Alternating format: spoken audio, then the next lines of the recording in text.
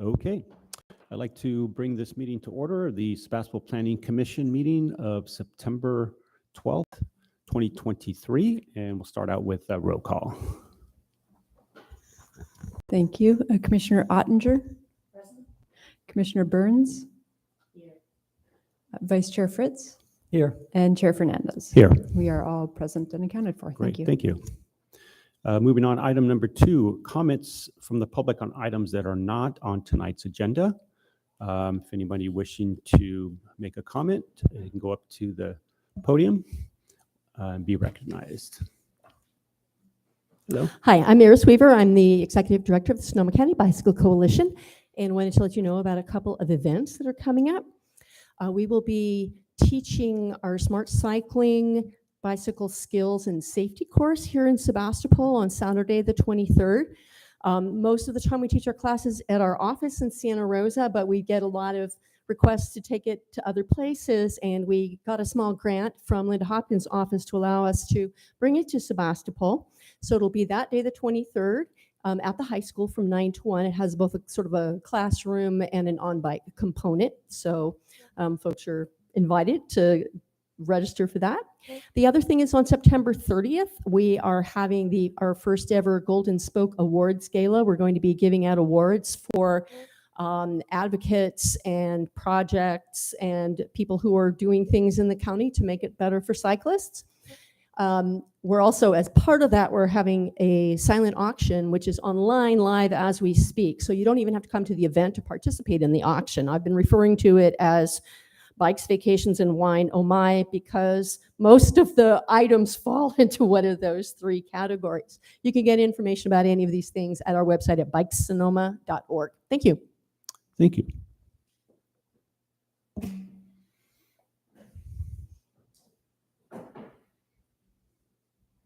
My name is Roberta Delgado. I live here in Sebastopol, and I just want to really thank you for this. We have a small group of folks who have called ourselves Bike Sebastopol, and we've been becoming very aware of the things that we would like to see happen with active transportation, thinking that we were going to have to somehow figure out how to crash in to the process, and you all are going to provide us with the opportunity to help you understand what we know about this area. Thank you. Great, thank you.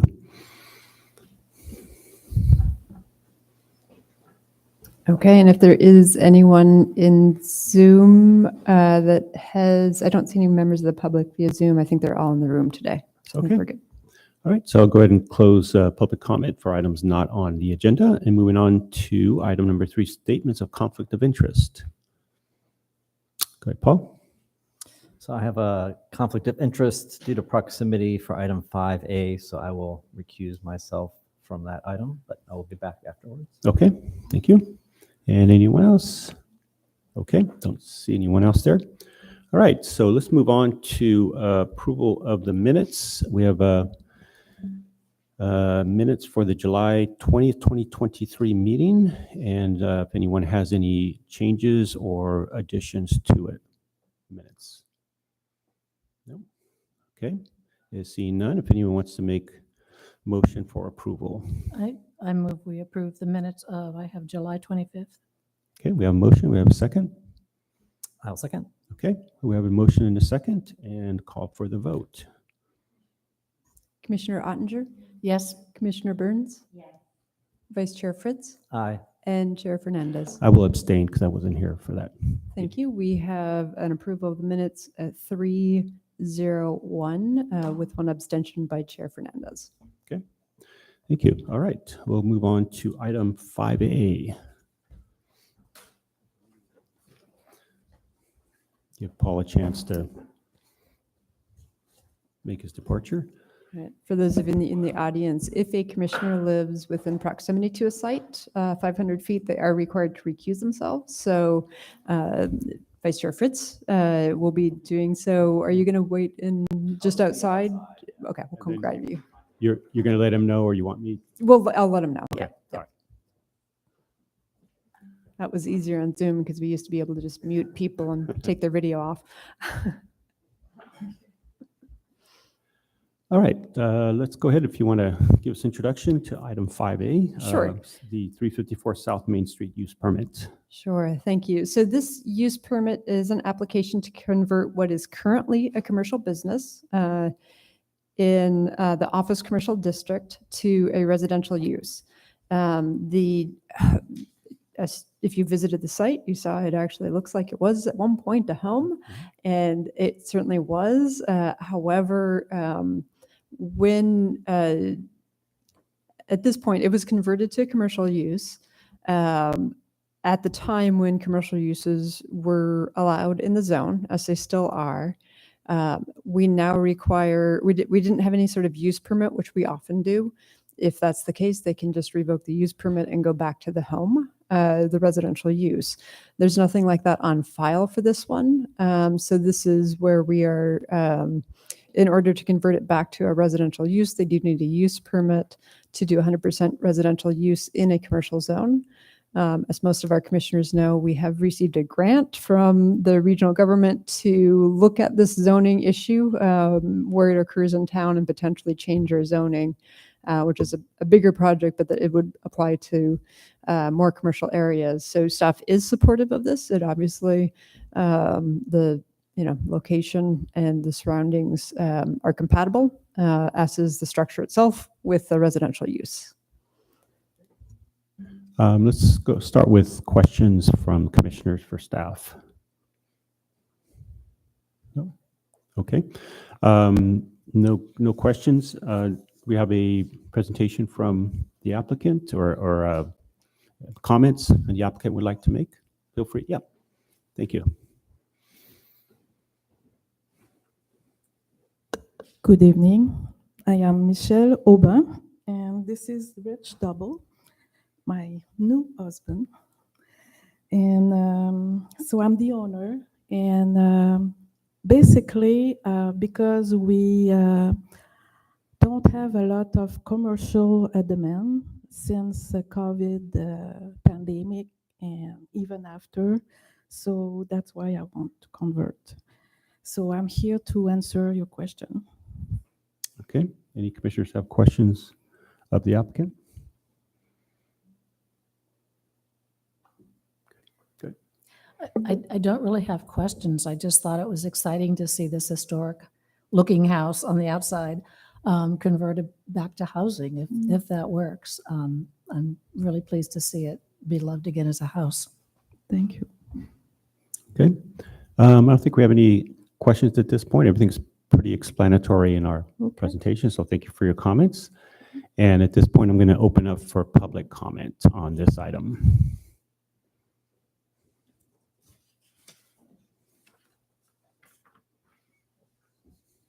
Okay, so if anyone would like to make a public comment, if they could go to the mic, to the podium, that would be great. And we do have a member of the public, at least one on Zoom. So if you are on Zoom and would like to make a public comment, if you could raise your hand in the Zoom function. Okay, and while we're doing that, John, have we received any communications? No, we haven't received any public comments for this item. Okay, and I'm not seeing any public comment. Okay, I'll go ahead and close that public comment, bring it back to commission. I just have one question just for public record. Could you just go over how parking is handled going from a commercial to a private entity? Yeah, so the parking requirements would be less for residential than they would be for commercial. So the way that the site is currently laid out with the parking in the rear of the site with a kind of small parking lot, it's actually overparked for the current use or proposed use. So they have plenty of parking on site. So there's no issues with the parking aspect for the request. Okay. If that answers your question. Yep. And just out of curiosity, could that parking site be used for ADU or garage, or is that just needs to remain open, or how would that be treated? I believe so that space could potentially be used for an ADU in the future. the site would have to make sure that it still maintains the appropriate parking for the residential use. So as long as there's enough space and the proposed parking and then the additional parking that may or may not be required, or actually the ADUs would not require any additional parking. So yes, as long as it keeps the 2 on-site parking for the residential use, then you could do a garage or ADU or anything like that. Okay, great. Thank you. That's the only questions I had. Bring it back to commission for further discussion or motion. If there's no further discussion, I recommend we approve. Do I need to list the findings, A, B, and C? Were there any issues that we had with that? No, I think you just, didn't as recommended. Okay, Okay. That's the motion. Second? Yeah. Okay, we have a first and a second, and no further discussion. Go call for the vote. Okay, and just to reiterate for the record, this is to approve the use permit for the conversion of a commercial business to 100% residential use, subject to the findings and conditions included in the staff report with no changes. Commissioner Ottinger, yes. Commissioner Burns? Yes. And Chair Fernandez. Aye. All right, the motion passes. There is a 7-day appeal period, but I would hazard that if you wanted to submit your building permit as soon as you can, you'd probably be good with that. We can't issue a building permit until after the appeal period is over next Tuesday. But at your own risk, you're welcome to submit your building permit, and I'd hazard that's probably a safe bet. So. Good, and good luck. Hope everything goes smooth for you guys. All right, do you want to recall our Paul, our commission? Thank you. Thank you.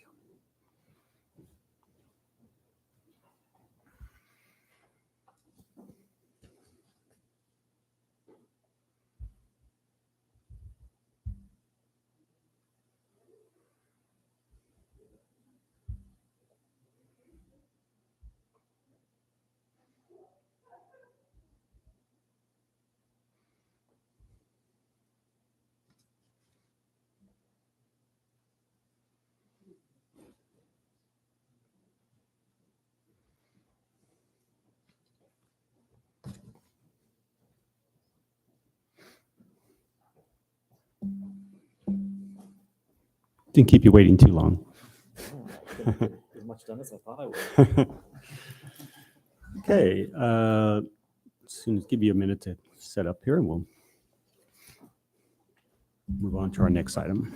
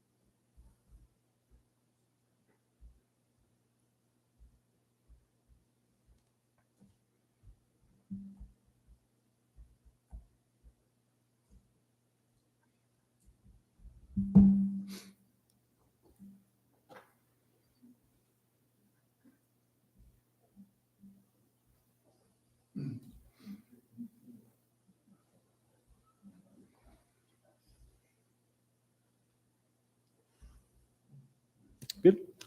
Okay. Moving on to item 6A, active transportation plan update. Yeah, so this is the city of Sebastopol is undertaking an update to its 2011 Bike and Pedestrian Master Plan, which is now branded as the Active Transportation Plan.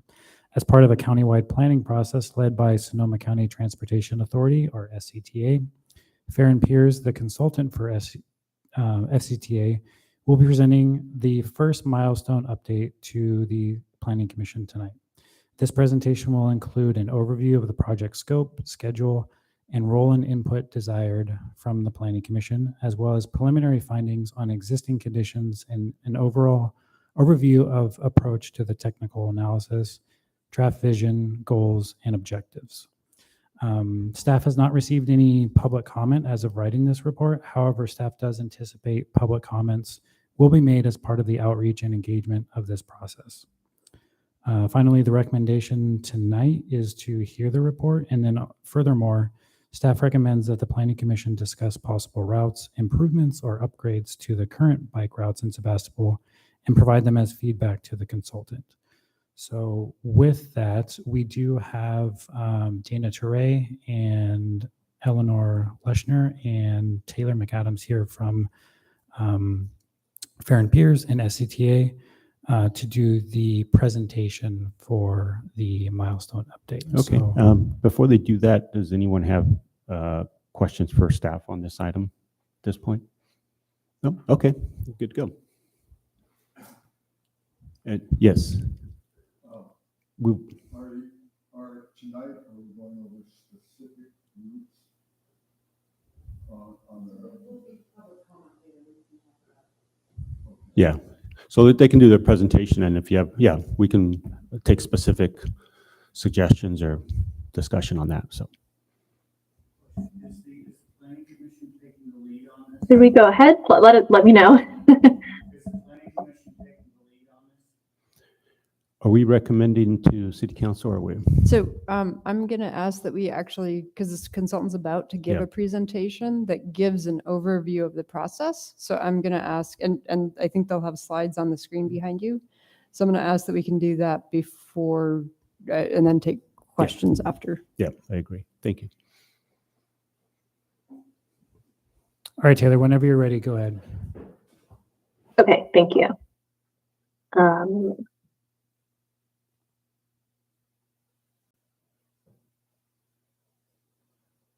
you able to see the slide? Yes. Okay, wonderful. So yeah, we wanted to give a quick overview again, yes, of the process, what's included, what is an ATP even, we'll start with that. And then we do have some initial figures and ideas about Sebastopol specifically. And so we wanted to get some initial feedback and just discussion going tonight. And I'll do the first half of the presentation and then hand it off to my team member, Eleanor, who is a local resident in Sebastopol. All right, so an active transportation plan. Yeah, the term has been brought in from just bicycle and pedestrian to include any human-powered mode of transportation. So sometimes this also includes scooters and mobility devices, and really also plans for anyone using like a stroller, anything that needs to roll as well. So, you know, it really focuses on, the plan will focus on increasing access to active transportation modes by planning both for infrastructure projects and for supportive programs. And it's important to have a plan to, you know, shed some, like, pay attention to these topics in the community, coordinate at both the local level and the county level, and prioritize projects. So we're doing the things that are most important first. And then also, most grant funding really requires you have a plan that's prioritized. And so this will make the county more competitive in applying for grant funding. And an ATP, we really want to focus on all ages and abilities. So, you know, what we've found is this graphic talks about different types of bike riders. And you can see the big 60%, the modal bike rider is an interested but concerned about safety, comfort level. And so we really want to plan for this 60%, which also, of course, allows more access for the 7% and 1% of people who are already more confident biking. And this graphic is for biking, but the same applies to pedestrians. There are a lot of people who have safety concerns and comfort level concerns about walking. And so the plan is really an all ages and abilities plan. And to that end, we will do our best to incorporate kind of industry best practices, thinking about on-street facilities, but also off-street paths and bike highways. This will definitely focus on intersections and crossings, which are some of the trickiest areas. We will be incorporating micromobility and kind of emerging technology concepts. One of our team members is Professor Kevin Fang from Sonoma State University, who specializes in this topic. We also will think about quick build projects. You know, what could you do a version of a project that involves kind of temporary materials to get it out there quicker, and then come back later and kind of build a more formal project. And then all the supportive amenities that support walking and biking, like shade, benches, parking, bicycle parking. So not just the facilities themselves. And to do this, you know, we have a range for bicycle facilities. We have kind of a toolbox. We want to focus on the low stress facilities again to kind of make this plan accessible to all ages and abilities. So that includes, or that focuses on facilities that are fully separated, or more separated than just kind of paint on pavement.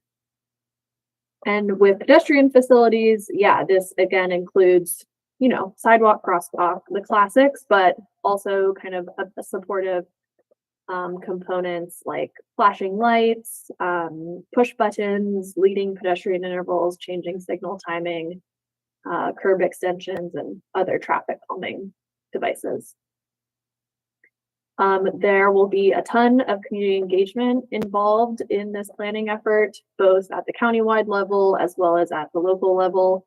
And we're working with community organizations and city staff to figure out what the best places are to plug in there.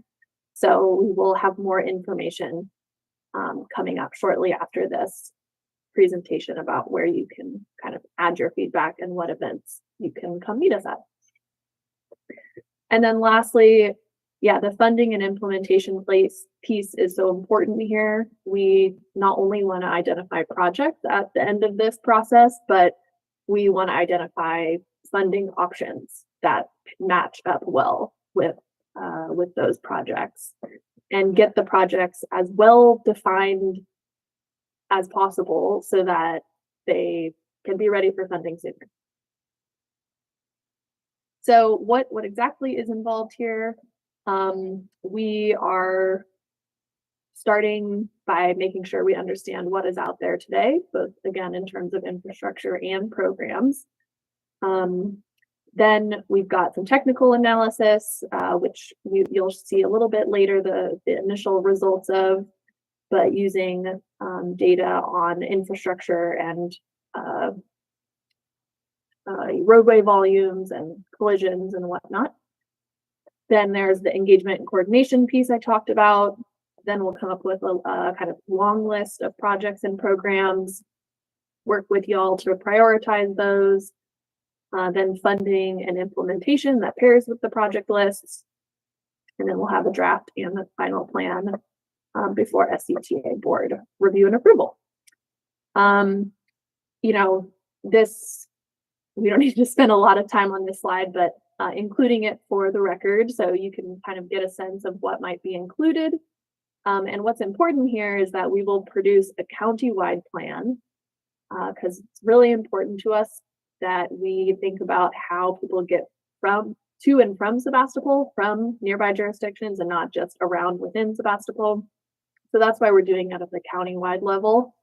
And then each of the local plans that we are preparing, and there are 7 of those, will be a volume 2 or kind of a chapter.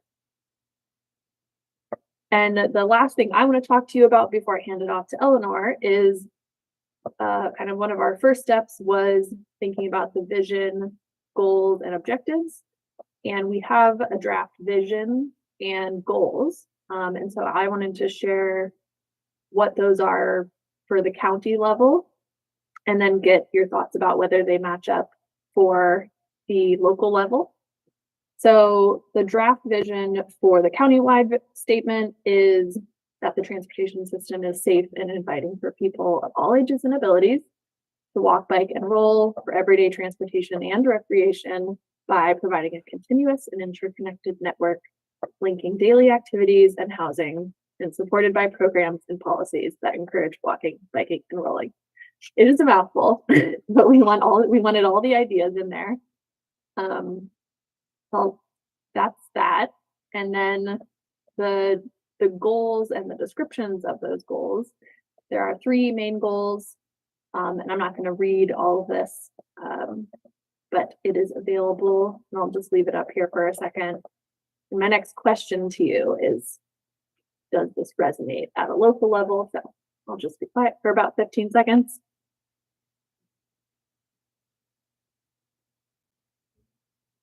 I mean, if you're looking for our feedback, I would say yes. I think it looks like a good statement for Sebastopol. I don't have anything to add or amend for us. That's great. Okay, and this is not your last opportunity to comment on this. You'll have many more, but that's kind of just just to get the wheels turning, you know.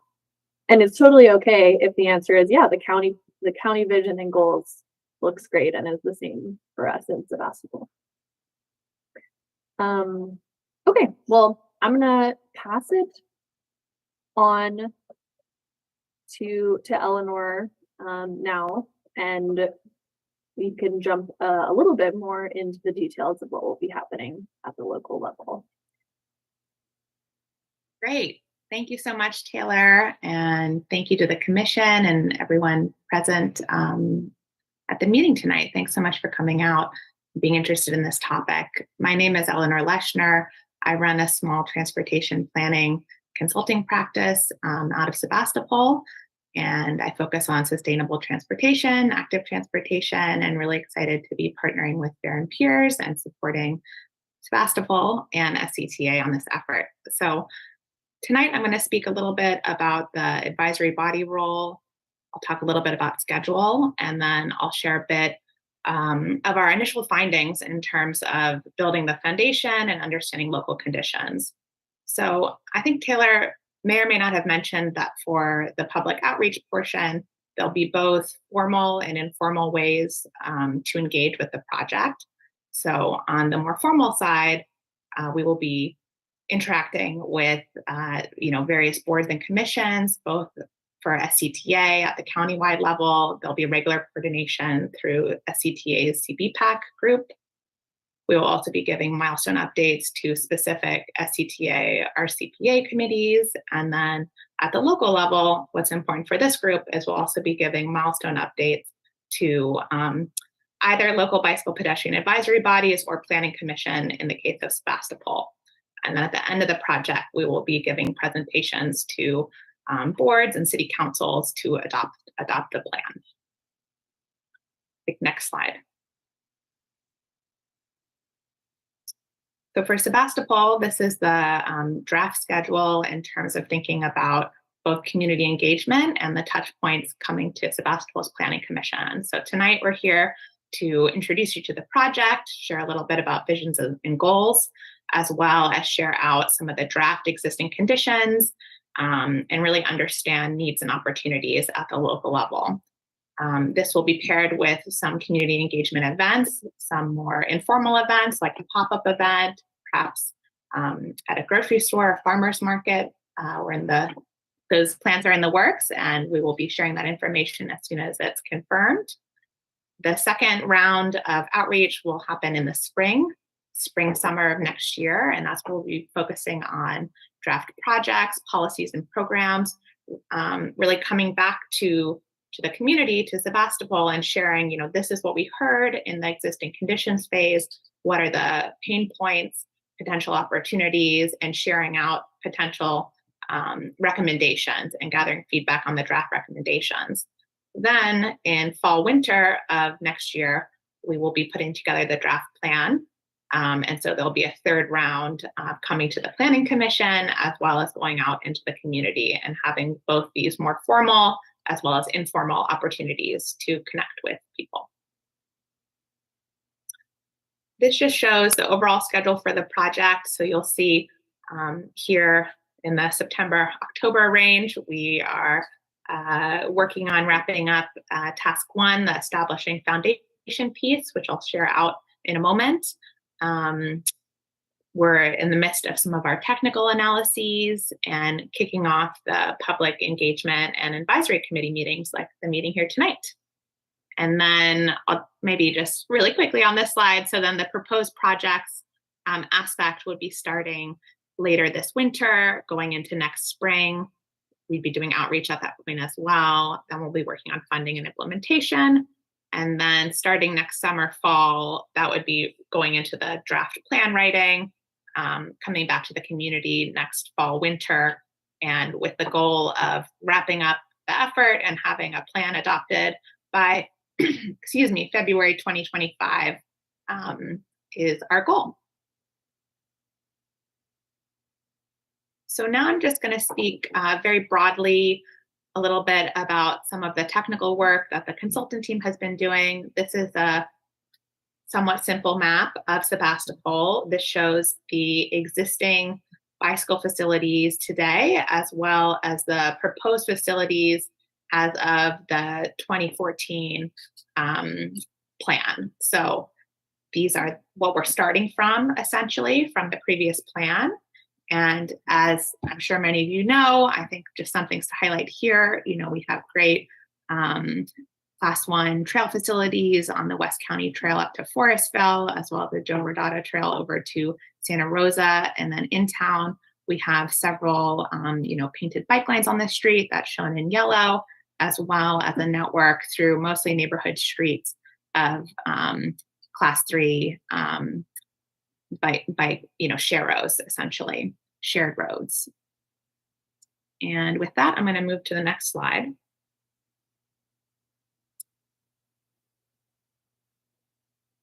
Okay, so starting with the priority pedestrian zones, one of the analyses we've been working on is to identify priority pedestrian zones across the county and in the local jurisdictions where we're working. And so this is a preliminary map that we hope to refine with your feedback.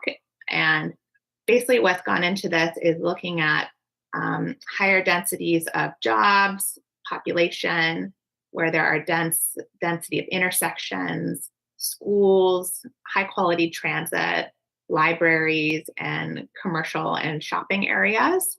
And so this is our first crack at that, looking at some geographic data, and we're looking forward to getting feedback both on how we did with this first step at this, and then also how the city what it means to be a priority pedestrian zone for the city, and how that might be used going forward to channel investment in pedestrian improvements. Kind of two questions there. Then I'll go on to the can you go back a slide? Yes. So I also wanted to share our preliminary level of traffic stress results. So Taylor mentioned that a big update with this plan since the previous plan in 2014 is thinking about how to make bicycle facilities and pedestrian facilities accessible for people of all ages and abilities, and especially encouraging more people to walk and bike more often. And so since we know that the majority of people, 60%, like Taylor said, are in this interested but concerned bucket, people are concerned about safety, about comfort. This analysis pairs with that understanding of the different types of cyclists by looking at each roadway segment in a jurisdiction. We look at the presence of existing bike facilities, the speed limits on the roadways, the number of traffic lanes, and whether there's a median present to calculate a score. And so if you look at the legend in the bottom left, we calculate a score level of traffic stress 1, which is the lowest stress facility, to level of traffic stress 4, which is the highest stress facility. So just as a quick snapshot on this map, you see many streets that are low stress are mainly residential streets which have lower speed limits, lower traffic, and would be more comfortable for people to walk and bike for those reasons. Then on the inverse of that, if you look at level of traffic stress 4, which is in orange on the map, you'll see Lodeg Highway, Mill Station Road, 116 coming out there due to the traffic speeds, the number of traffic lanes, etc. And so I think for those of you that walk and bike in town, you can understand why some of these streets have the score that they do. And this is really important at this stage in the project to understand where are the gaps in the low stress network. Another piece of our technical analysis is understanding, where people want to go, which we'll also get through speaking with all of you and other public outreach events, and then understanding where are the main gaps in creating a more low stress network, both in and around town, and as Taylor mentioned, countywide, looking at more regional connections.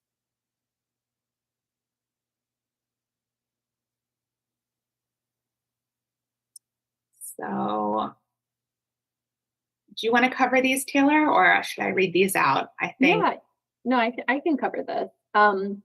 So yeah, what we just shared is what we know about Sebastopol from data generally.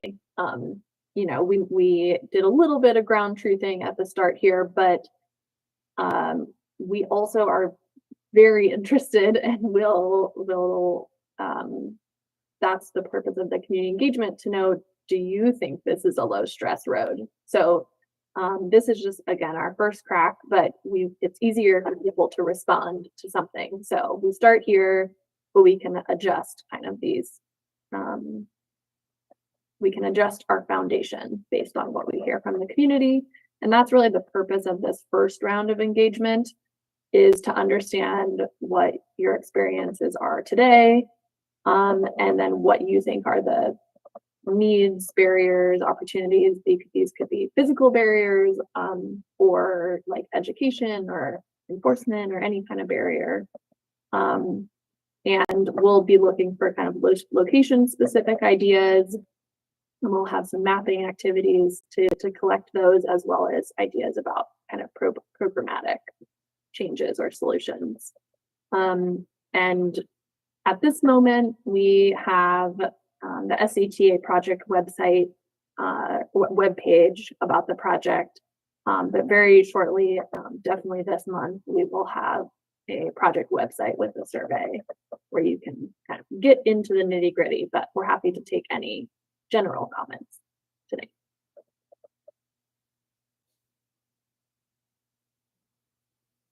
That's what we got. Okay, thank you for that. So I'll start with the commissioners. If you have any questions for Taylor or Eleanor at this point, and then right after that, we'll open up for public comment. Okay, all right, no questions. So let's go ahead and can open up for public comment. And if you do have questions that come up, we'll keep track of them. And then when public comment is completed, then we can address those. Yes, you go ahead. If you have a public comment, you can just go on up there. Carrie, go ahead. Sure. And so we do have, Susie has a 3-minute timer. She'll let you know when you're approaching the end of that 3 minutes, but you should be also able to see it on the screen, I believe. And then the way we do public comment is we'll start with one person in the room. If there's someone on Zoom who wants to comment, and then we'll go back and forth. That's the city's method for taking public comment, to make sure we get both in-person and remote folks. Okay, hi, well, I'm John Cruz. I live in Sebastopol.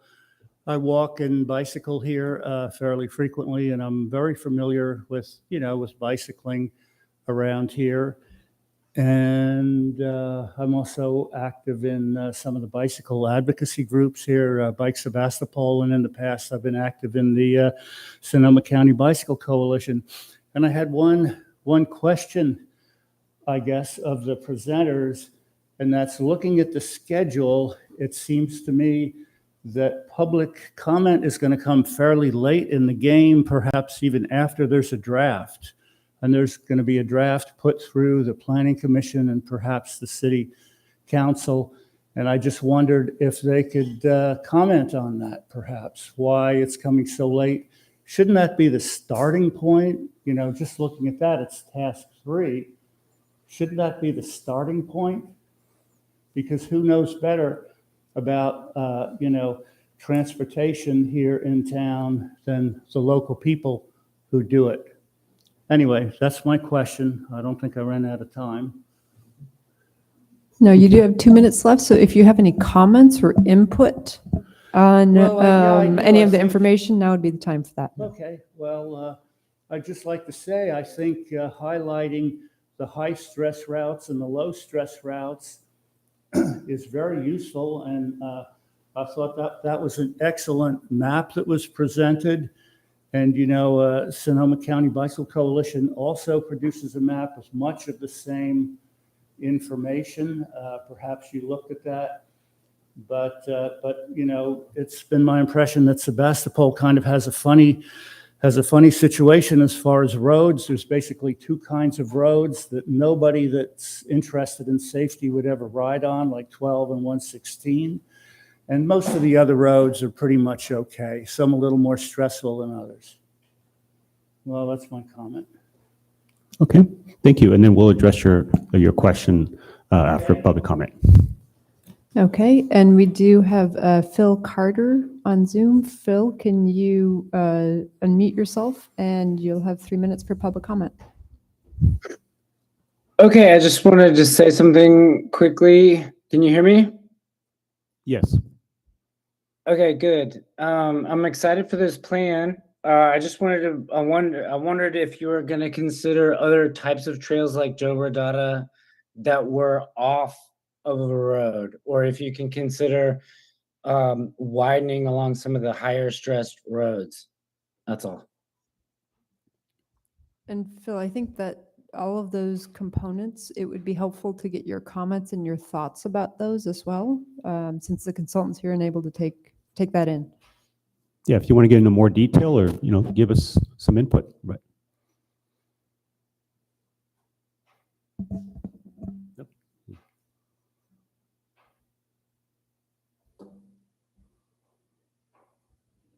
Yeah. Oh, are you muted or? Yeah, so I did ask you to unmute again, Phil. If Oh, I apologize. That's okay. Go ahead and start again. Okay, so yeah, like the previous commenter noted, the roads often don't have a shoulder, some of the busier roads. And so it'd be great to have more, what do they call it, grade, different roads. Anyway, a lot of people live south towards Hessel and don't feel comfortable riding into town to meet that better bikeable road with a split divided highway. And so I was wondering if you were going to address some of Bike Sebastopol's alternate plans for routes. Just to get people because bikes being next to cars is always stressful, even if it's on some of your lower stressed roads. Bikes next to cars are difficult for commuting purposes. Okay, that's kind of all I really need to. Great, thank you. Thank you. And do we have another in-person? No, please go ahead.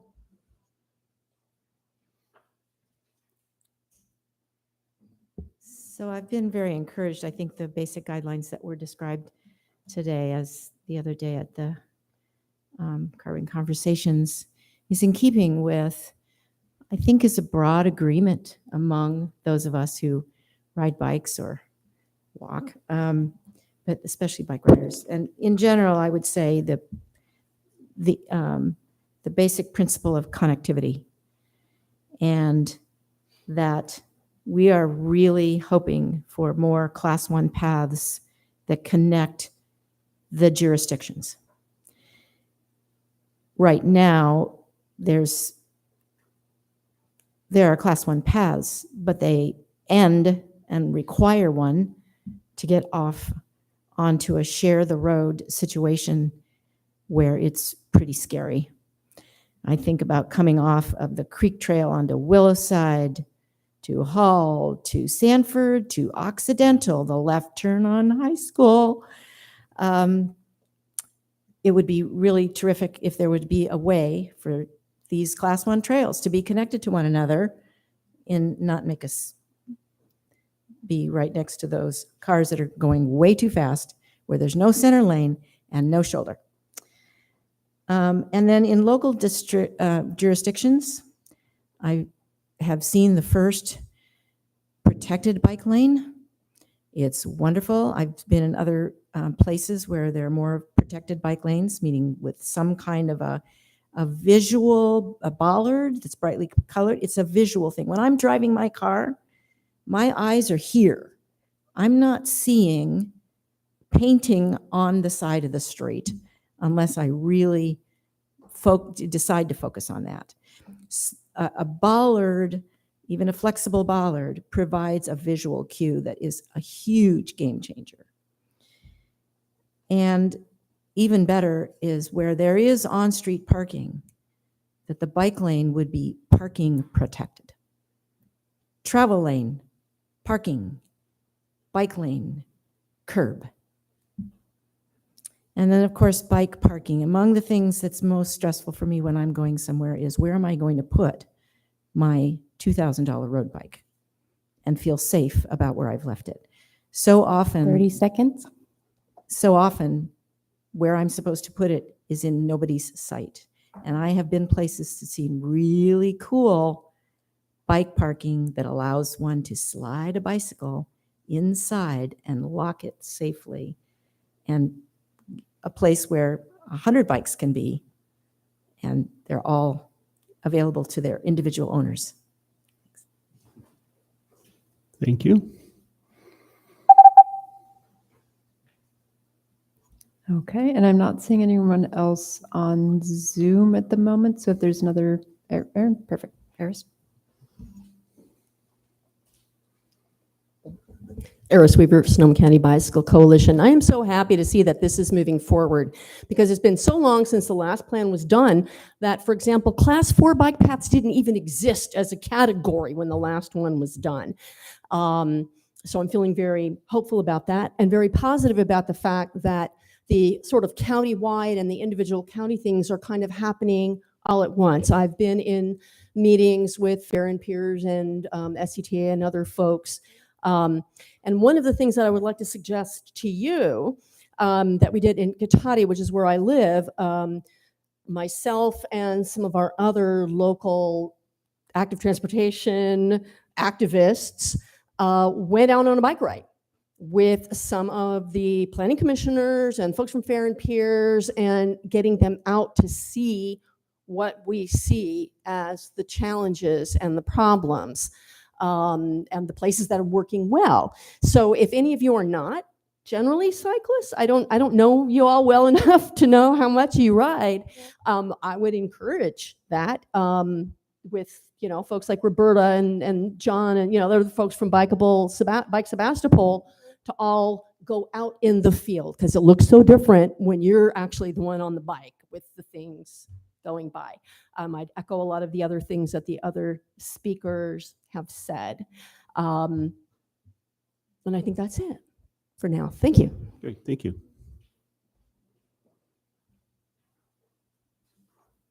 Okay, do we have another public comment? Tor?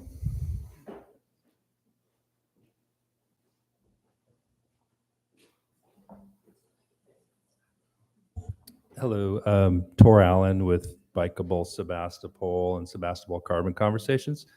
So we had the folks from SCTA and Eleanor share a lot of this at the Carbon Conversations the other day at the Grange. The new bit is this LTS map.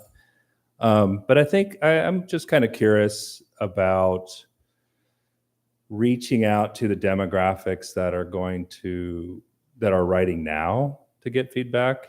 And also, we're trying to work with schools who are probably the biggest demographic who could ride short distances to where they go during the day. And just trying to get a little bit of feedback on how best to collect that data, that would be useful to this process, because in some sense, it's how do you personally get from place A to place B, and what are you encountering along the way, so we can identify places to make improvements. And then in another sense, it's what's the holistic flow of cycle, routes around town? Are there spokes of safe streets better than others to be tuned up? And so I can't give you like specific plan. I came here tonight really to sort of hear how you're going to guide this process and give feedback to the to this process, and how we can best chime in going forward. Because as I understand it, I think there's another couple of months of to be determined ways to gather input from the community. And so I'm really just looking to learn more about how best we can add depth to this inputting into the process. Thank you. Great. Thank you. Thank you. Other public commenters? Lynn, did you have a public comment? You were had a question earlier. You're good? Okay. All right. A last call for public comment. Let me go through the gallery. I do not see anyone else with public comment. Okay. I'll go ahead and bring us back, close public comment, and ask either Taylor or Eleanor. There was a question regarding the process, and that it seemed that public comment wasn't going to be solicited till later on in the process. Could you just kind of go over the process again and the opportunities that the general public will have to make comments? Yes, I'm happy to start. Dana, Eleanor, you can jump in. And I'll try to answer both that question and the last question about kind of what will be the different opportunities to add input to the process. So I will go back to our slide here with the schedule. And really, there's going to be 3 phases where we're going to solicit, collect public input. And the first is starting right now. You're actually our first local jurisdiction plan milestone update. And so these are the formal input opportunities kind of that Eleanor mentioned. And then there's informal, and those will include 2 main things. One is we will have a website where there will be both a survey with kind of, a typical survey with multiple choice questions and, free response, as well as a map-based survey where you'll be able to put comments on a map for kind of physical location changes you would like to see. The thing we're trying to do right now is we know that a number of bicycle and pedestrian efforts in the very recent past have done a similar map-based survey. And we think that many of you have put comments in those map surveys. And so we're trying to pull those into our map so that you can see comments that have already been made by community members. We don't want to just make you repeat yourself over and over again. So that will be one way, is interacting through the website. That will be available at any time to you. The other is coming to a series of events that we will host throughout the fall for this round. And that will include, like Eleanor mentioned, things like farmers markets, connecting with particular, groups, like maybe a school event. If the Bicycle Coalition is hosting the classes that were mentioned towards the end of this month, like that's a type of event we might plug into. And to the question about how we might reach different demographics, we want to reach people who ride today, but also people who don't necessarily ride today, again, because maybe they're interested but concerned. And so maybe that's folks in school, but maybe it's also people we run into at a grocery store, or even kind of a food distribution event through kind of local food banks or whatnot. And so we really are going to try to hit a range of types of events, times of day, and geographic location. And we welcome your ideas about what events we might plug into as well. You know, we obviously have a limit to how far our planning team can stretch across the county at any given day, but yeah, if you have ideas about events or we could plug into, that'd be great. Or if you could distribute like our webpage through different communication channels, that's another way to get a broader perspective. So to come back and be very clear, there is an opportunity now for people to provide comments. And then if I go to this other slide, maybe it makes it a little clearer. There will be another opportunity once we have draft project ideas and for public comment, and a final opportunity once there's a full draft plan. So 3 big opportunities, each of which will be multiple months long. Okay, thank you. And what's your website? How do people get to your website address? What's it? Yes, currently there's a web page on the SCTA website, and that's linked here on the last page. I think if you just type SCTA Active Transportation Plan, you should be able to find it as well. And our project website with the survey and whatnot that I mentioned, we'll put a link to it on SCTA's page, but we will also make sure that it gets sent your way once it's up. And Can I just add one? yeah, and I think it's going to be on the city webpage as well.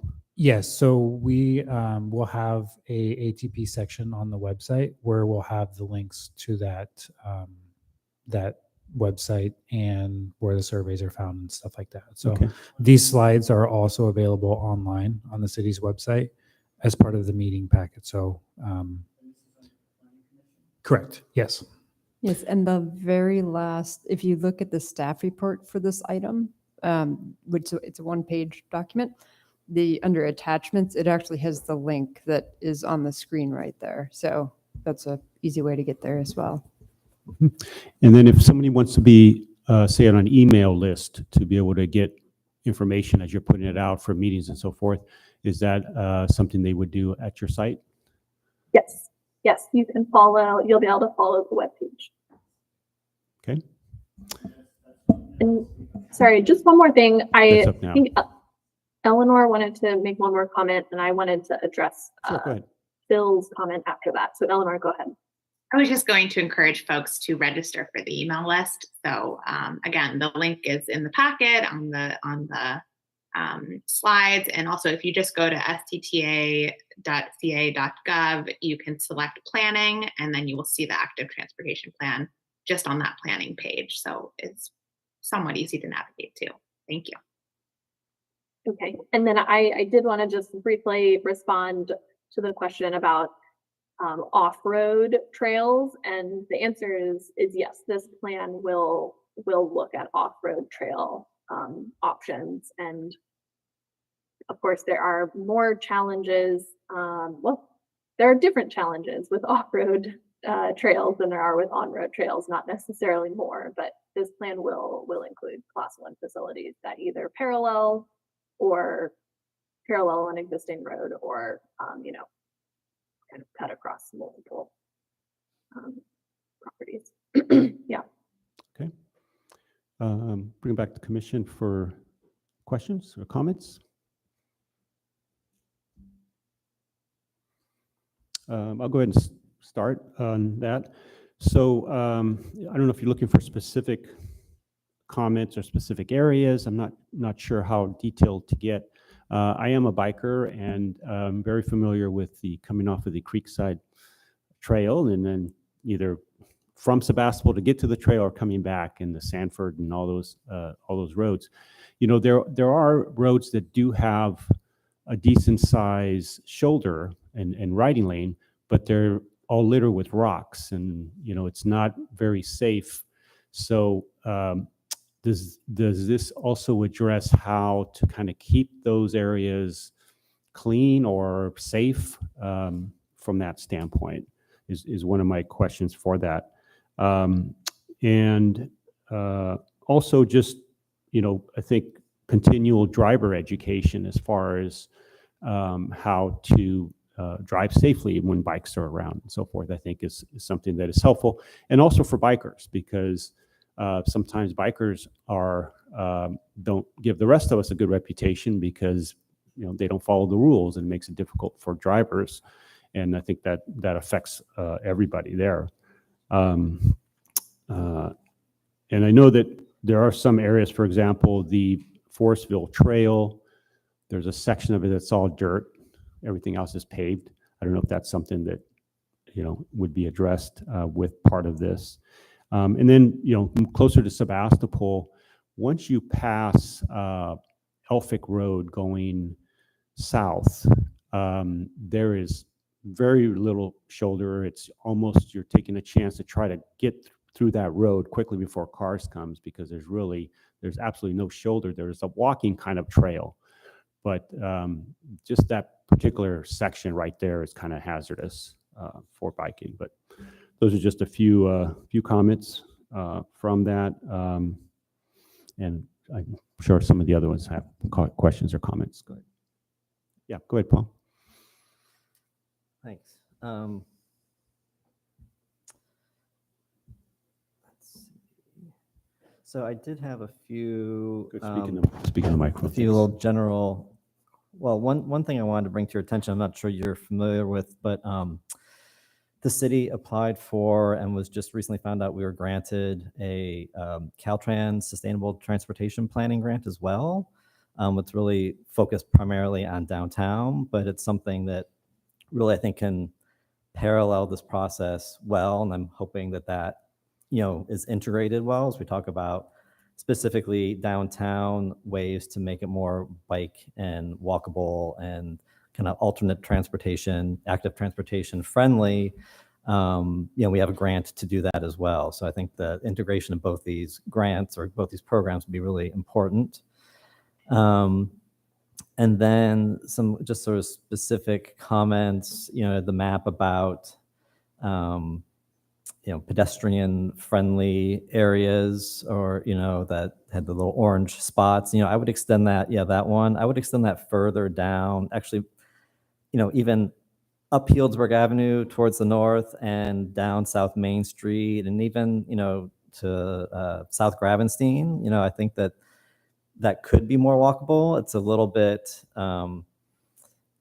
it's not low stress. I think on your map, your stress map, that was the South Gravenstein South was low stress. I find that a little bit of a stressful environment because cars are moving pretty quickly down there, and it's not, there's not a lot of stop signs or traffic lights or things that would slow people down like there are more in the downtown area. So I find that to be a little bit of a stressful walking environment, although there are a lot of destinations that could be walkable or bikeable.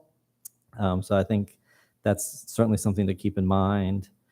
Also would be a huge advocate. And again, one of the public comment mentioned the protected bike lanes, but also the bike or the car, parked car protected bike lanes. And again, that's a really great opportunity downtown. And again, hopefully with this other grant that we just were awarded, that we can really take a look at something like that, because I think that those are also really great opportunities. I was actually recently in New York City, and they've done amazing things with their kind of protected bike infrastructure. And there was so many people biking in New York. It was really phenomenal. And I would love to see, more of that happening. I am a biker myself. I am a fairly bold biker. I will bike most anywhere. But I know a lot of people aren't that way, and giving them more opportunities for feeling safe while they're biking, I think would really go a long way in town. I'm really happy we have such an active bike community in Sebastopol, and I really look forward. I think we get a lot of participation in this process and get a lot of good feedback. So I'm excited about the opportunities that we can really get this,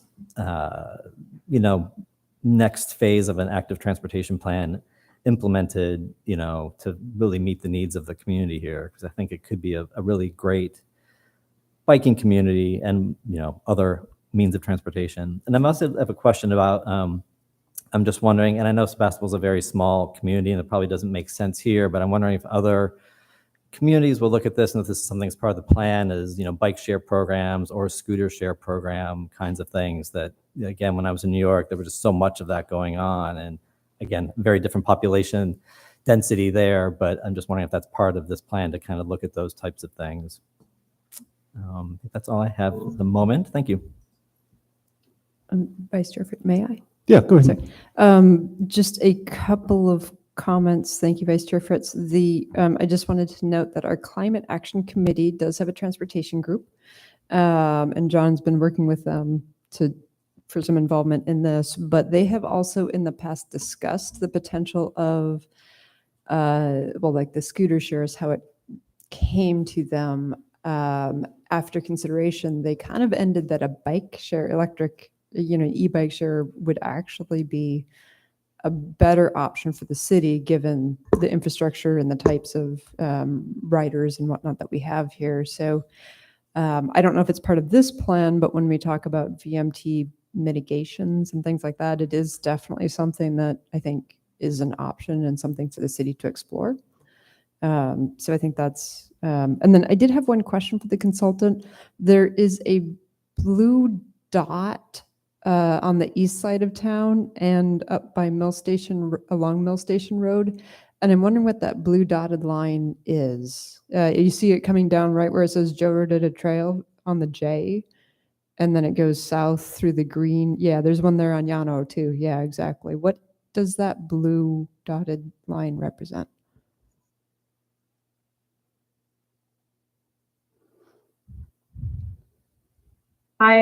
So I think it's a holdover from this map. I think the other proposed facilities get lost in the map because this means they're proposed off-road trails. Got it. From, Okay. Yeah, and from the that 2014 makes sense to plan. me, given discussions. So. Mhm. Okay.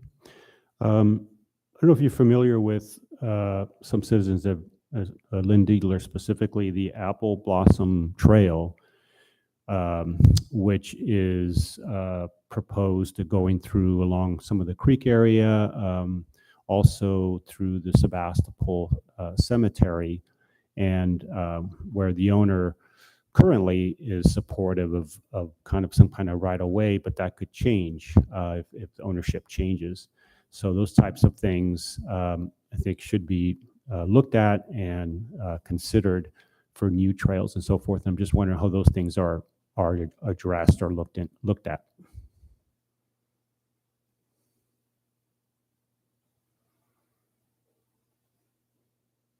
Should we answer questions now? I wasn't sure. Yeah, you can answer as we go along. Okay. Go ahead. Okay. Yeah, I think, so as I mentioned, I'll start with that last one. Off-road trails will definitely be considered as part of this plan. In addition, where other on-street facilities might have kind of modal trade-off considerations, off-street facilities, one of the biggest considerations is going to be ownership, right away.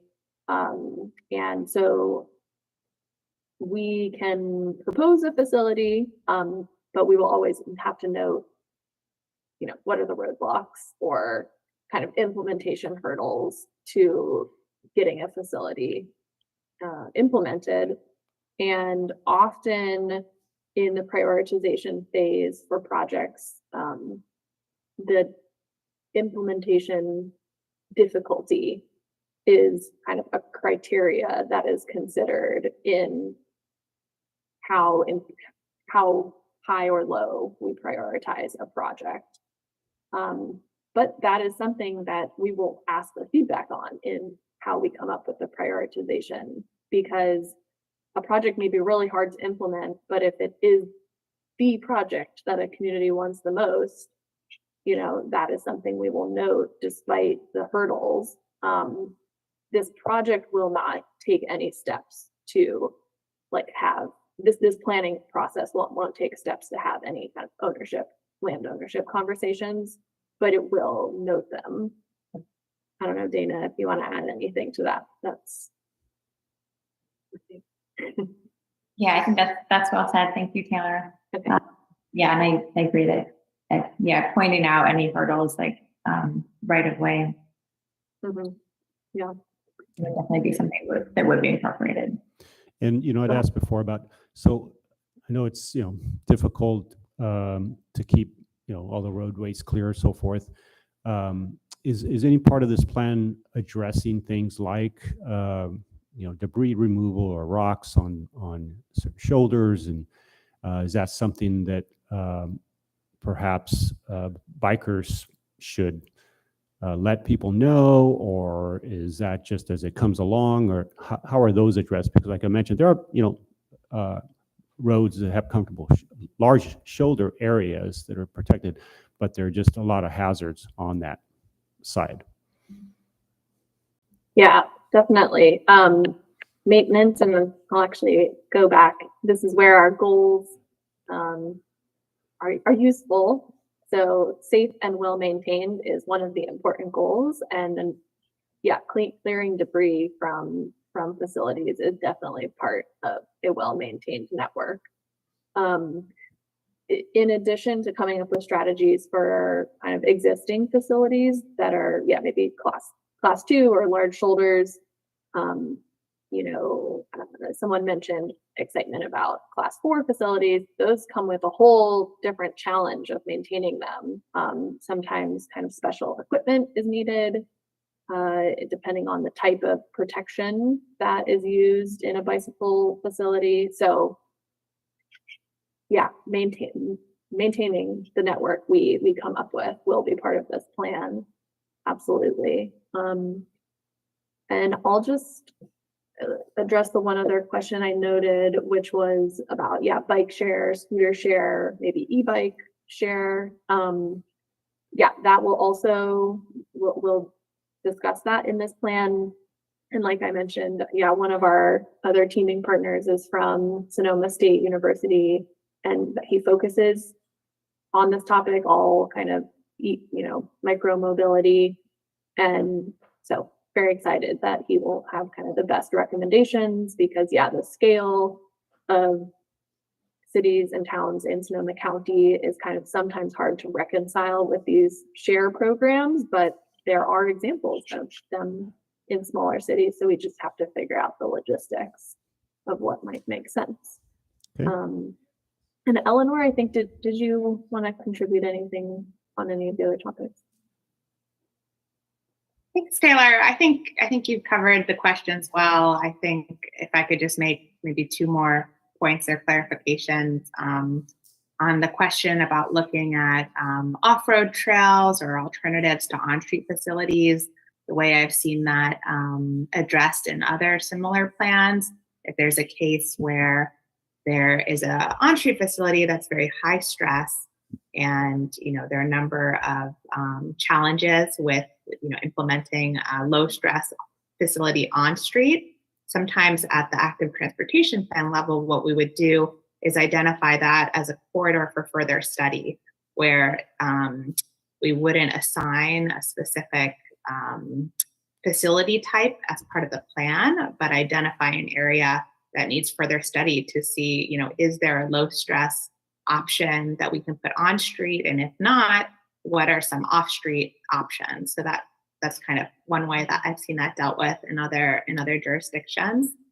And then just the point about maintenance, I think that would come in, with we're not only looking at infrastructure as part of the plan, but also, a suite of programmatic improvements, whether that be maintenance, education, and other programs like bike parking, other supportive programs. And that will also be part of the implementation plan and something that we would incorporate in cost estimates. So I think maintenance, is usually like a line item, understanding, what is an appropriate maintenance budget at an annual level. So hopefully that helps clarify a couple of those points a bit further. Thank you. Yeah, thank you. Yeah, and I think this is my final thing is when they talk about comfort level and so forth, as one of the speakers mentioned, it's a little bit of a discomfort when you get to a destination and, your bike, can you still see it? Because, in our group, there's been a few bike thefts and it happens in the blink of an eye. And so I think that's important as far as people feeling comfortable and being able to stop somewhere. And I'm sure those types of things will be addressed. Yeah, go ahead. I have a question. It's more technical about the path Pull your itself. microphone a I'm little bit wondering if there is a legal width to the paths, and if so, are the current trails like the Redonda Trail, are they to the legal size? Is it arbitrary? Are these going to be about that width? What I see, I'm not a bicyclist, but I am an avid walker, and I've often seen, two bicyclists riding side by side and a mom with a stroller and like pulling the mom and holding a toddler and a stroller and pulling her toddler, away so she doesn't get hit by both bicyclists. Or I am actually hearing impaired, so I've had bicyclists come up from behind and accidentally just hit me because I didn't hear them. So, I'm noticing, a lot of, it's amazing in Sebastopol. I love how well used these paths are. But, I'm wondering about the width and taking those things into consideration, because I've spoken to a lot of young moms who just won't walk their kids with a stroller and a toddler. And it's just kind of hard maneuvering it. I'm usually with a friend who can yank me really well. So it works for me. I'm more receptive than a 2-year-old. But yeah, so just a little bit about the width, and is there a standard or what are we looking at? That's a great question. For off-road trails, there's kind of like, it's best practice, but it really depends on who the users of that trail are going to be. And if we hear that there's a lot of interest in it being used for walking as well as biking, that is a reason maybe to make it wider, or even show, paint delineation on the trail, just the walking side versus the biking side. There's lots of facilities like that. So those are the kind of comments like we would love to hear, and kind of with physical location specific comments on maps and whatnot. Yeah, Eleanor. I was just going to add, as part of the plan process, I think there was a slide on this, we're going to be reviewing, all the latest best practices in terms of design, how they have changed since the last plan in 2014. And that will be included in the plan, for all the countywide, as well all the local jurisdictions to refer to kind of updated best practices. So that'll be included. Sorry, I have one other question. I haven't heard of anything recently on these trails since they've been here, but over the years since they've been put in, there have been some issues with crime and assaults and all different type of issues. And so I'm just wondering, with putting in all these additional paths, is that going to impact our police department, and have we looked into how that will impact, and do we have the infrastructure there to support anything might it occur? I can maybe talk to that from the city perspective.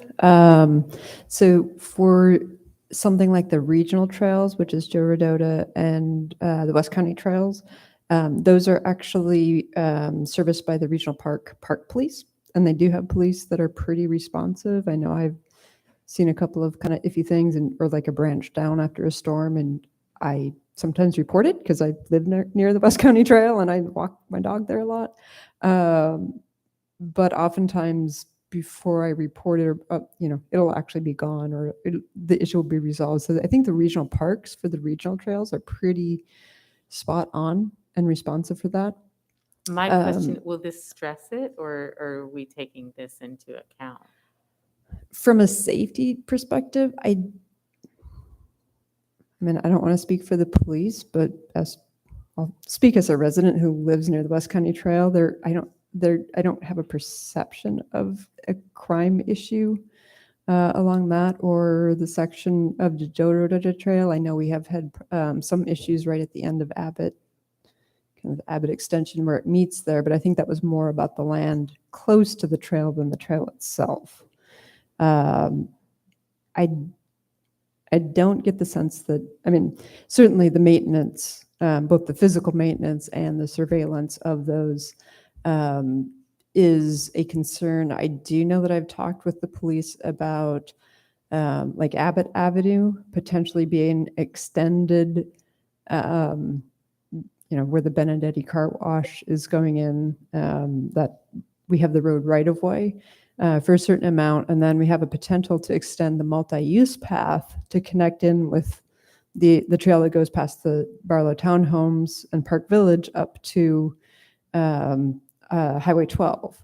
And what the police actually would like is to do a multi-purpose trail, because if you do it at the 11 or 12 feet or whatever the normal width is, they actually can use that with their police cars to get out there to help. So it actually helps them have better access in some cases.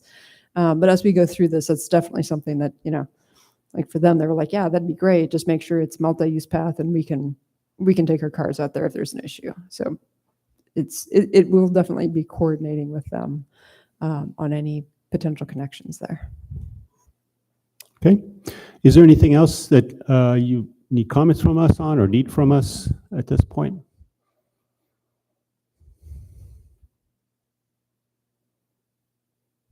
I don't think so. Yeah, this was really great.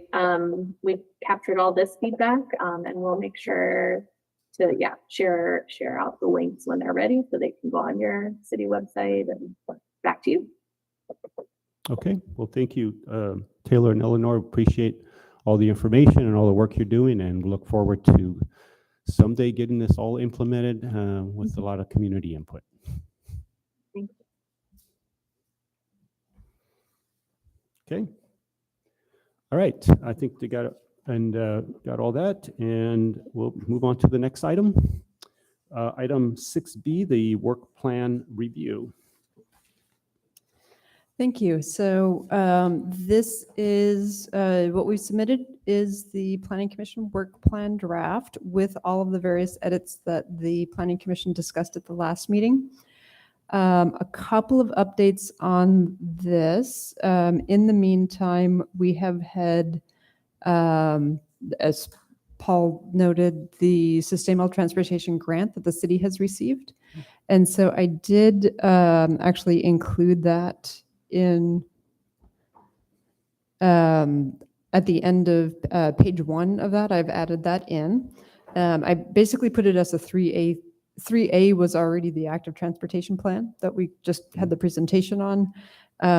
Given that I see it as an opportunity to coordinate as well, Vice Chair Fritz, I put it as a 3B, not only because we just got the award, we need to implement the award, but it also is an opportunity to actually 2, 3A and 3B are all kind of transportation related, and the opportunity to do kind of all of these things in a synergistic way. And that actually does also include the potential PDA grant as well. So all of those, so that's been added in as 3B. And then the other note is the City Council did receive a presentation from Sonoma County Legal Aid. It was an informational presentation, so they asked questions, but they didn't provide input or direction. But one of the council members did ask if the council wanted to do that, how they would do that. So I did let them know that your work plan was being finalized and going to be coming to them, and that there would be an opportunity if there were things they wanted us to, the Planning Commission to consider, that would be a time where they would have the ability to talk about that as a council and provide direction. And then that would go under, we have a line item 5, which talks about housing implementation items, and that includes the tenant right issues, the tiny home for ADUs that we had, commercial industrial zoning, housing opportunities, and others might arrive. And so that is all kind of included underneath that section, so that council can provide input at that time. And then lastly, I did go through our housing element to see if there were other items appropriate, and a lot of them we're already acting on. So bottom of page 10, under the ongoing projects and initiatives the planning department is working on, I did list a number of those, like the affordable housing monitoring that we're starting up with the county, the meetings with nonprofits and potential developers that John and I are doing on a regular basis, monitoring the housing laws and trends, the things that we're doing on an ongoing basis, that are in our housing element, just so that they're there. But I think the other big ones are already included in the work plan. Okay. Any questions, staff, or comments? Go ahead, Paul. I had a question because the last, when we looked at this, I brought up, I brought up the idea of looking at the Barlow zoning as a way to, possibly provide more housing opportunities there. Is that in this item 5, housing element implementation, commercial, industrial zoning housing opportunities? Yes. Is that what that? Yeah, that's what I put that in response to your comment. Thank you. Yeah, and I appreciate you picking up the grant and putting it into our work plan. I'm wondering, and I know it's early, I mean, has it been discussed? Like, is planning taking the lead on this, or engineering? Or? Planning is probably going to be taking a lead. I do have a meeting with engineering tomorrow morning to talk about it. And then next Wednesday morning with Caltrans. It does, reading through the grant and refreshing my head on it, since we submitted it 6 months ago. I do note that it has a lot of, and it's frankly critical to coordinate with both the County of Sonoma and Caltrans. And so part of the question I have is, Caltrans generally wants to work directly with the city engineer and to make sure that we have the ability to get those folks into the room. I think that's just critical for making a success. So a couple of meetings to start that project up in the next couple of weeks, and I will know more. Okay.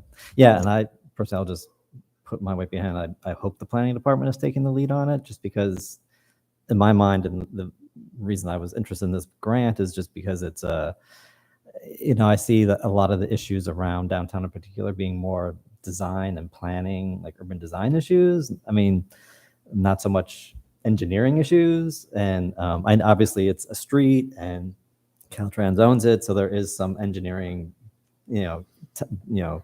that's required. And also, and I know this was part of the grant application, is looking at the integration of the wider, sort of regional network. But kind of at the end of the day, I hope that, a lot of the failure, I think, of Main Street, the difficulty Main Street has, are urban design and planning issues. And I'm hoping that this process can help that. And I think the planning department is you guys are a better lead on that kind of thing than an engineer. Nothing against engineers, but they have their place. And, we have, the designers and, planners have another role to play. So anyway, yeah, Right. I'm hoping that's the way it pans out.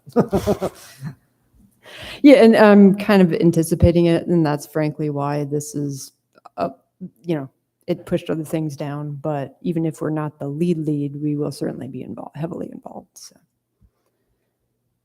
which is good because John's interest is transportation planning, so he's going to get his share of it the next year and a half. That's great. Keep them busy.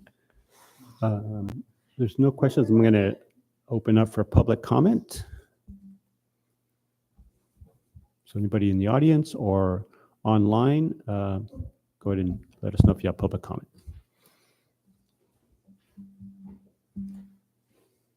Hi, I'm Brian, a local resident.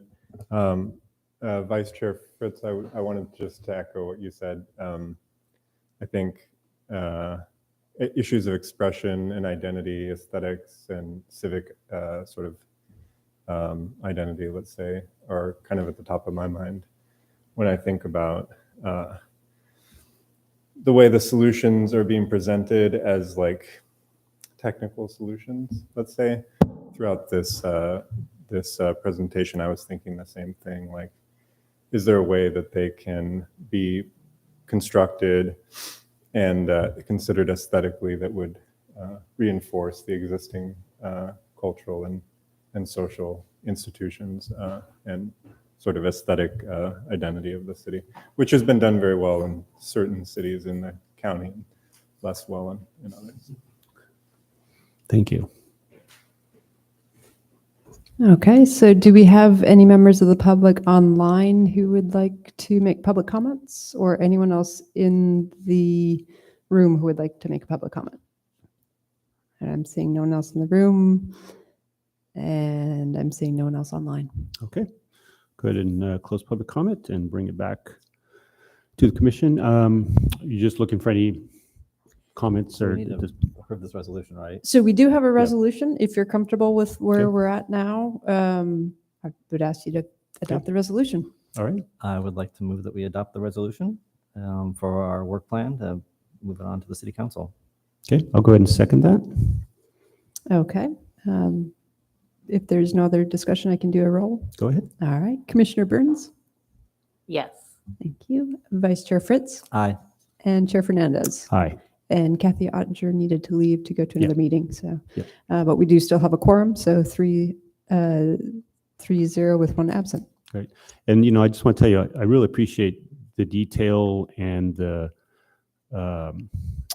thought you've put in with some of these things and applying for the grants. And, you can definitely tell your heart's in it. So thank you for that. We're lucky to have you.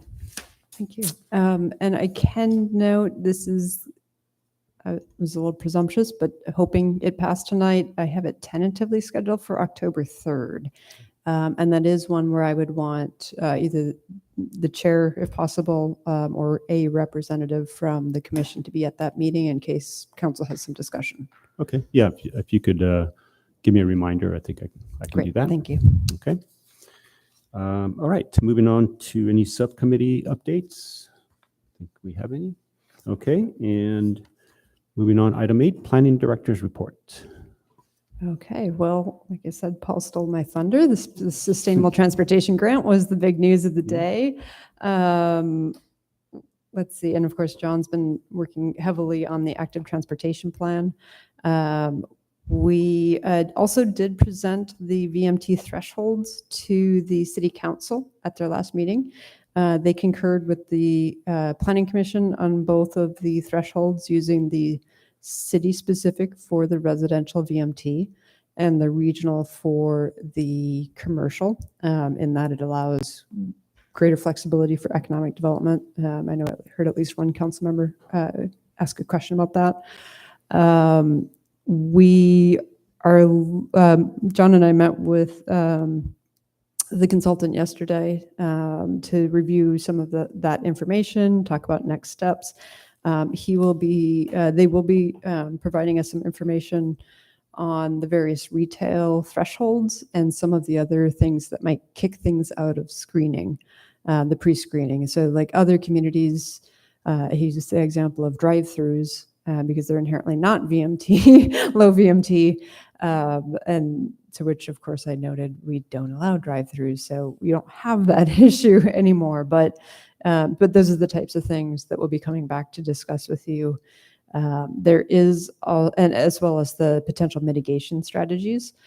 In terms of the Sustainable Transportation Grant, the other announcement is that SCTA did get a grant to look at VMT mitigations and a exchange bank, setting that up. And so that means that if we have mitigations, someone needs to kind of pay the impact fee because they can't do the mitigations on site.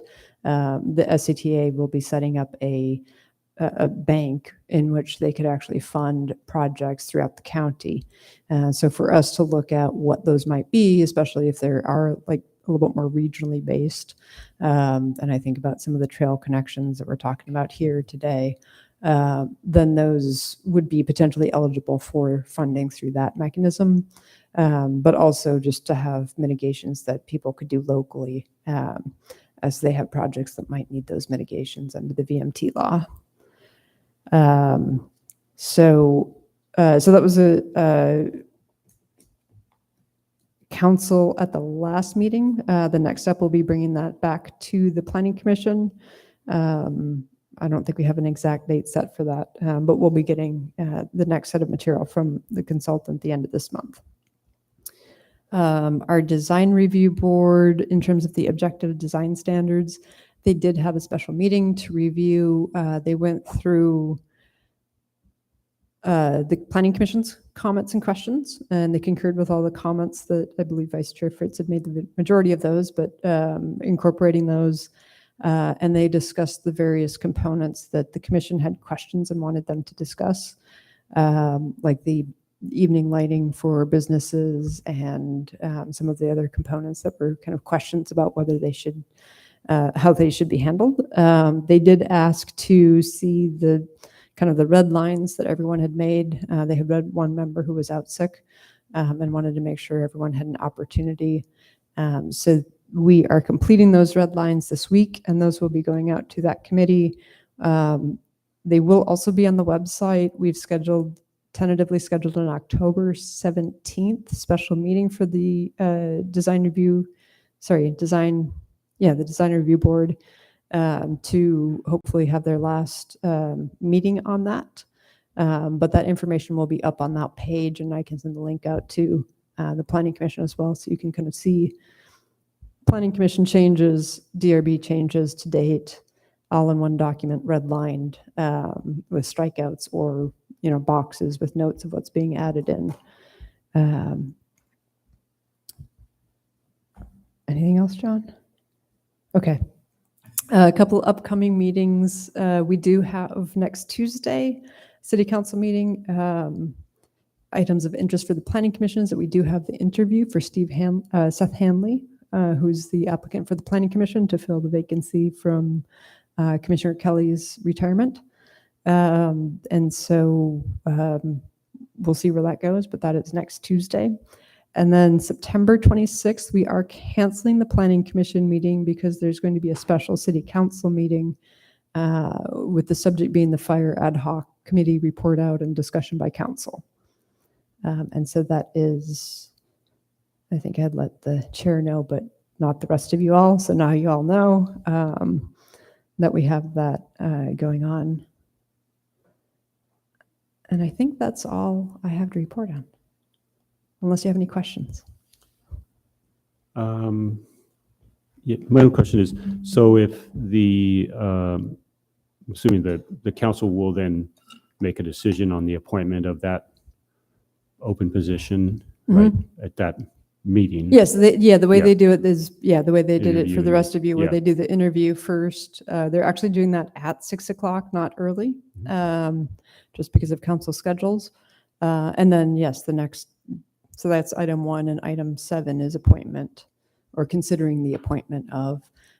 If he is appointed, we would certainly have him ready to go with orientation and oath and everything by your next meeting. Okay.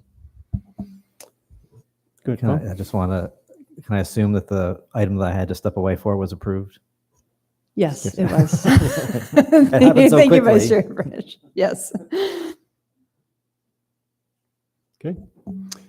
If there's nothing further, I will go ahead and adjourn the meeting. Oh, Thank you. Oh, wait, sorry. sorry. Before I adjourn.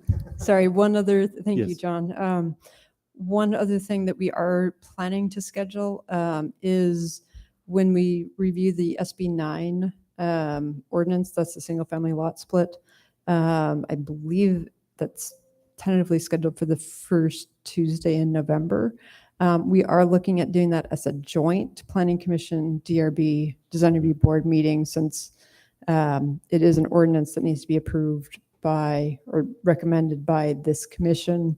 So it's mostly Planning Commission stuff, since it's a subdivision and zoning ordinance update. But since they are also part of the design guideline subcommittee, we wanted to make sure they were involved and able to discuss with you. Okay. Thank you. All right. Now we'll adjourn. Thank you. Recording stopped.